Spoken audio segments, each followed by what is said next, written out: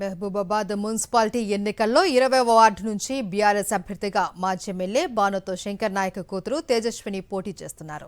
డప్పు చప్పులతో గల్లీలలో తిరుగుతూ విస్తృత ప్రచారం చేస్తున్నారు. గత బీఆర్ఎస్ హయాంలో జరిగిన అభివృద్ధి సంక్షేమ పథకాలను వివరిస్తూ ప్రచారంలో దూసుకుపోతున్నారు. మాజీ ఎమ్మెల్యే బానోతు శంకర్ నాయక్ కూతురు తేజస్విని బరిలో నిలవడంతో మహబూబాబాద్లో ఎన్నికల వాతావరణం వేడెక్కింది.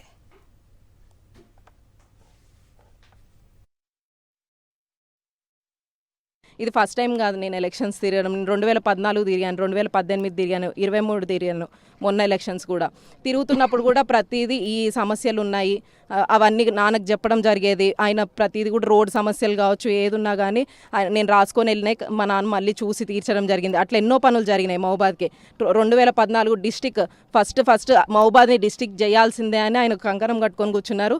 మహబూబాద్ని డిస్టిక్ చేసిన దగ్గర నుంచి ఈరోజు పోడు భూముల సమస్యలు కావచ్చు, మళ్ళీ అలా భూములు ఎంతోమందికి పట్టాలు రాలేదు, పట్టాల సమస్యలు కావచ్చు, గవర్నమెంట్కి అగేన్స్ట్ వెళ్ళి కూడా ఫైట్ చేసిన పనులు ఉన్నాయి. హార్టికల్చర్ కాలేజ్ కావచ్చు, డిగ్రీ కాలేజ్ కావచ్చు, ఈరోజు JNTU engineering college residential college రావడం అంటే మామూలు విషయం కాదు మహబూబాద్ లాంటి ఏరియాకి. అలా ఎంతో కష్టం పెట్టి ఆయన ప్రాణం పెట్టి పనిచేశారు ఆయన. అట్లాంటి మనిషిని చూస్తూ పెరిగినప్పుడు ఆబ్వియస్గా మనకు కూడా అరే మన వంతు మనం ఏదో చేయాలి అని అనిపిస్తుంది. కాబట్టి ఆ ఉద్దేశంతోనే ఆయన ఎన్నో పనులు ఉన్నాయి, ఇంకా కొంచెం మిగిలిన్నాయి. కాబట్టి ఆ మిగిలిన పనులు కూడా మనం చేయడానికి ఒక అవకాశం వచ్చింది కదా, ఎందుకు చేయకూడదు అనే ఉద్దేశంతో ఈరోజు రావడం జరిగింది.